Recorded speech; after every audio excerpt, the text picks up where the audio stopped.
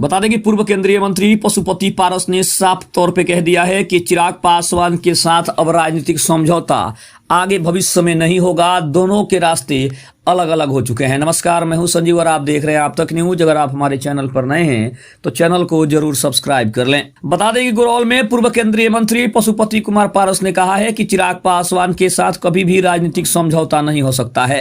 उन्होंने चिराग पासवान पर आरोप लगाया कि वह गरीबी नहीं समझते, जबकि लोजपा महागठबंधन के साथ है। पूर्व केंद्रीय मंत्री पशुपति पारस ने कहा है कि कभी भी चिराग पासवान के साथ अब आने की जो संभावना है वो हमेशा हमेशा के लिए खत्म हो गई है।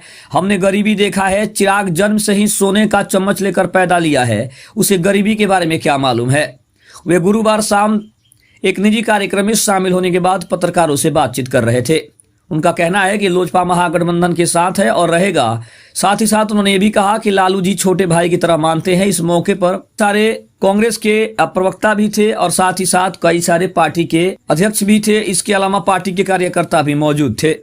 दूसरी तरफ अगर देखें तो पशुपति पारस का ये साफ तौर पे कहना है कि उनका मन, दिल और उनका शरीर अब पूरी तरीके से महागठबंधन का हो चुका है और महागठबंधन के साथ वो दृढ़ संकल्प के साथ खड़े हैं। आने वाले विधानसभा चुनाव में लालू प्रसाद यादव, तेजस्वी यादव और महागठबंधन के जितने भी नेता हैं सबके साथ मिलकर चुनाव लड़ना है और महागठबंधन की सरकार बिहार में लानी है। दूसरी तरफ अगर हम कहें तो चिराग पासवान के साथ विवाद को लेकर भी उनका कहना था कि चिराग पासवान को गरीबी नहीं मालूम है, गरीबी क्या होती है, क्योंकि चिराग कभी गरीबी देखा ही नहीं है।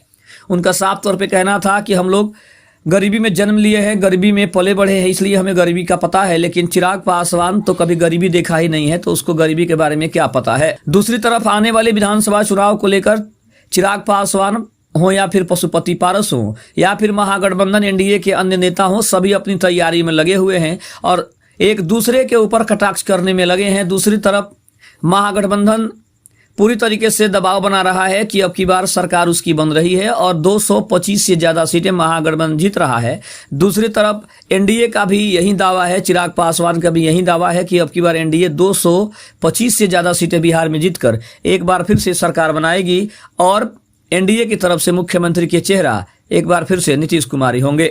लेकिन इन सभी की परेशानियों को बढ़ाते हुए प्रशांत किशोर का दावा, प्रशांत किशोर का जो विजन है वो कहीं ना कहीं लोगों को आकर्षित कर रहा है और प्रशांत किशोर इन सभी के ऊपर भारी पड़ते दिखाई दे रहे हैं।